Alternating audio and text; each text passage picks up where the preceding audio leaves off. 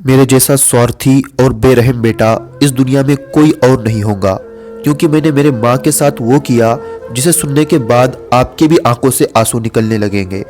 हुआ कुछ यूं था, जब मेरी माँ ने मुझे जन्म दिया उस समय डॉक्टर ने मेरी माँ से कहा, आपका बेटा अंधा पैदा हुआ है, वो देख नहीं सकता और वो जिंदगी भर ऐसे ही रहेगा। लेकिन अगर उसे कोई अपनी आंखें दे दे तो वो अपनी आंखों से देख सकता है। उसी वक्त मेरी माँ ने डॉक्टर से कहा, डॉक्टर साहब आप मेरी आंखें निकाल कर मेरे बेटे को लगाइए। मेरा क्या है, थोड़े दिन के गुजरने के बाद मैं बूढ़ी हो जाऊंगी, लेकिन मेरे बेटे को अभी बहुत कुछ देखना है। उस समय डॉक्टर ने मेरी माँ के आंखों का ऑपरेशन किया, आंखें निकाल दी और मुझे लगा दी। अब मेरी माँ हमेशा के लिए नेत्रहीन हो चुकी थी। मैं धीरे धीरे बड़ा होते गया। मेरे पिता बहुत पहले ही इस दुनिया से चले गए थे। मेरी कोई भी बहन नहीं थी। मेरी माँ का मैं अकेला ही सहारा था। जब मेरी माँ ने मुझे 6 साल के बाद पहली कक्षा में डाल दिया तो वो मुझे रोज स्कूल तक छोड़ने आती थी और स्कूल छूटने के बाद रोज लेने भी आती थी। उस समय मैं बहुत छोटा था, ना समझ था, लेकिन जब मैं 7वीं कक्षा में गया और जब मेरी माँ हमेशा की तरह मुझे स्कूल छोड़ने के लिए आती और ले जाने के लिए आती, उस समय मेरे स्कूल के बच्चे मुझे चिढ़ाते थे, मुझे नीचा दिखाते थे। तेरी माँ तो आंखों से देख नहीं सकती, वो मेरा मजाक उड़ाते और ये सब मुझसे देखा नहीं जाता। कुछ दिन बाद मैंने मेरी माँ से कहा, माँ तुम मुझे स्कूल छोड़ने मत आया करो, मेरे स्कूल के बाकी बच्चे मेरा मजाक उड़ाते हैं। मैं अभी बड़ा हो गया हूँ, मैं खुद से स्कूल जा सकता हूँ। मेरी माँ ने कहा, ठीक है, लेकिन संभल कर जाना और संभल कर आना। उसके बाद मैं अकेले स्कूल जाता था और अकेले ही स्कूल से आता था। मेरे घर का खर्च, मेरे पढ़ाई का खर्च चलाने के लिए मेरी माँ हमारे पड़ोसी के घर पर बर्तन धोने के लिए जाया करती और घर के कुछ काम में मदद भी करती, और उससे जो पैसे मिलते उनसे घर का और मेरे पढ़ाई का गुजारा हो जाता था। जब मैं 10वीं कक्षा में गया और अच्छे अंकों से पास हुआ तो मेरी माँ बहुत खुश हो गई। वो मुझे डॉक्टर बनाना चाहती थी और मेरा भी सपना था डॉक्टर बनने का।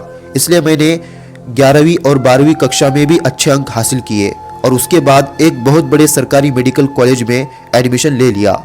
5 से 6 साल पढ़ाई करने के बाद मैं डॉक्टर बन गया। जब कई सारे लोग मुझे इंटरव्यू लेने के लिए बुलाते तो मैं मेरी माँ को साथ नहीं ले जाता था, क्योंकि मुझे शर्म आती थी। मेरी माँ नेत्रहीन है, लोग क्या सोचेंगे मेरे बारे में कि ये नेत्रहीन माँ का बेटा है। अब मैं जवान हो चुका था। डॉक्टर की पढ़ाई करते करते ही मैंने मेरे लिए एक राजकुमारी देख रखी थी।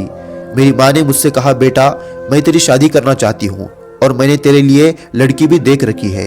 मैंने कहा, माँ मैं मेरे पसंद से शादी करना चाहता हूँ और मैंने मेरे लिए लड़की भी देख रखी है, अच्छे खानदान से है, मेरे जैसी पढ़ी लिखी है। मेरी माँ ने कहा, ठीक है, अगर तुझे अच्छी लगती है तो जल्द से जल्द शादी कर ले। उसके बाद मैंने उस लड़की से शादी कर ली। वो लड़की पढ़ी लिखी थी, मेरे जैसी डॉक्टर थी, लेकिन उसके संस्कार बिल्कुल भी अच्छे नहीं थे। जब वो शादी करके मेरे घर आई तो कुछ दिन उसने अच्छा दिखने का नाटक किया, लेकिन जब मेरी माँ उसे बोझ लगने लगी, जब कोई घर पर मेहमान आता तो वो खुद को शर्मिंदा समझती थी, क्योंकि मेरी माँ नेत्रहीन थी। इसलिए हालांकि मेरी माँ उसे कोई भी तकलीफ नहीं देती थी, उससे अच्छा बर्ताव करती, बाकी सासों की तरह उससे बुरा व्यवहार ना करती। वो अपना काम खुद करती, यहाँ तक कि अपना खाना भी खुद बनाती। लेकिन पता नहीं उसे मेरी माँ से क्या तकलीफ थी। उसने एक दिन मुझसे कहा, हम दोनों कहीं और रहने के लिए चले जाते हैं और आपकी माँ को यहीं पर रहने देते हैं। घर पर कई सारे लोग हमें मिलने के लिए आते हैं और आपकी माँ नेत्रहीन है, इसलिए हमारी इज्जत लोगों के सामने कम हो जाती है, लेकिन हम उनको रोज मिलने आया करेंगे। उनको जिस भी चीज़ की ज़रूरत है वो हम उनको पहुंचा देंगे। मैं उस वक्त मेरे बीवी के इश्क में दीवाना हो चुका था। उसके इस मीठी मीठी बातों ने मुझे बहका दिया। उसके बाद मैंने मेरी माँ से कहा, माँ घर में कई सारे मेहमान हमें मिलने के लिए आते हैं और आपकी आंखें नहीं हैं, आप नेत्रहीन हैं, ऐसे में हमारी इज्जत लोगों की नज़रों में कम हो जाती है।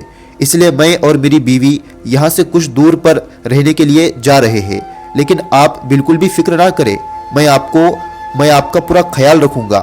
मैं आपसे रोज मिलने आया करूंगा, जो भी आपको चाहिए वो आप तक पहुंचा दूंगा। मेरी माँ ने कहा, ठीक है, अगर तेरी खुशी इसी में है तो मैं तेरी खुशी में खुश हूँ, लेकिन अपना पूरा ख्याल रखना और साथ में अपनी बीवी का भी। उसके बाद मैंने सारा सामान लेकर नए घर में रहने के लिए चला गया।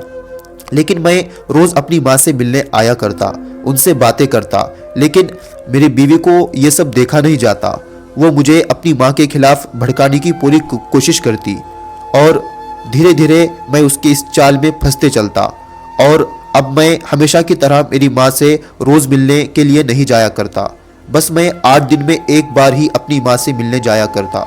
कुछ दिन गुजरने के बाद मेरी बीवी का इश्क मुझ पर इतना हावी हो गया कि मैं महीने में एक बार ही अपनी माँ से मिलने जाया करता। और जब मैं मेरी माँ से मिलता तो मेरी माँ मुझसे रोती हुई ये पूछती, बेटा इतने दिन से मिलने क्यों नहीं आया? उसके बाद मैं मेरी माँ से कुछ भी बहाने बताकर झूठ बोलता।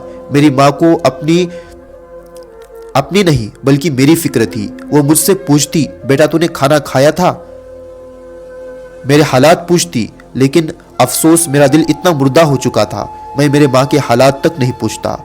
कुछ दिन गुजरने के बाद अब मैं अपनी जिंदगी में खो चुका था, मेरी माँ को भूल चुका था। कई महीने हो गए मैं मेरी माँ से मिलने नहीं गया। मेरी माँ इंतजार करती, मेरा बेटा कब आएगा।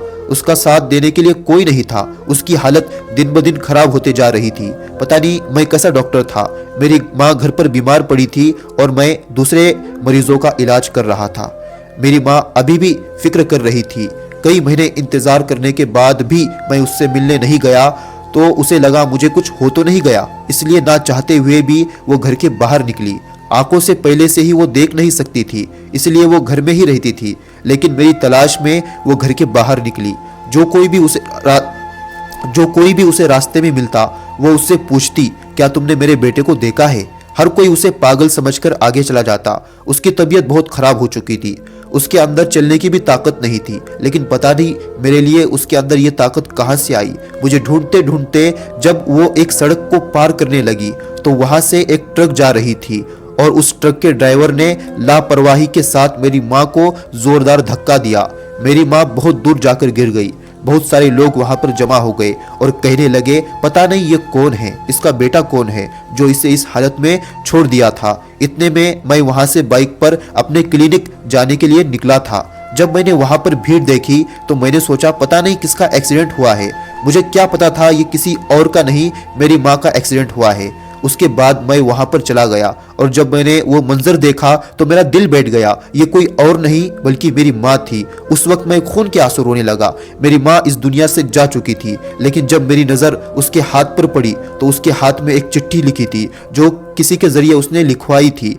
मैंने वो चिट्ठी हाथ में ली। उसे पढ़ने के बाद मेरे पैरों तले जमीन खिसक गई। उसमें लिखा हुआ था, बेटा आज मैं तुम्हें वो सच बताने जा रही हूँ जो मैंने तुम्हें आज तक नहीं बताया। आगे लिखा हुआ था, जब तू पैदा हुआ था तो डॉक्टर ने मुझसे कहा आपका बेटा अंधा पैदा हुआ है, वो देख नहीं सकता और वो जिंदगी भर ऐसे ही रहेगा। लेकिन अगर उसे कोई अपनी आंखें दे दे तो वो अपनी आंखों से देख सकता है। उसी वक्त मेरी माँ ने डॉक्टर से कहा, डॉक्टर साहब आप मेरी आंखें निकाल कर मेरे बेटे को लगाइए। बेटा आज जिन आंखों से तुम अपने मरीजों का इलाज करते हो, जिन आंखों से तुमने अपनी डॉक्टर की पढ़ाई की है, जिन आंखों से तुम अपनी बीवी को देखते हो, जिन आंखों से तुम इस दुनिया को देखते हो, बेटा वो किसी और की नहीं मेरी आंखें हैं। नेत्रहीन मैं नहीं, नेत्रहीन तुम थे।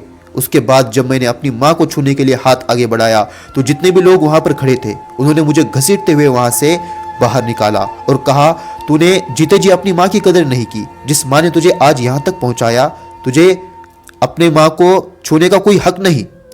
उन लोगों ने मुझे अपनी माँ का अंतिम संस्कार देखने तक नहीं दिया।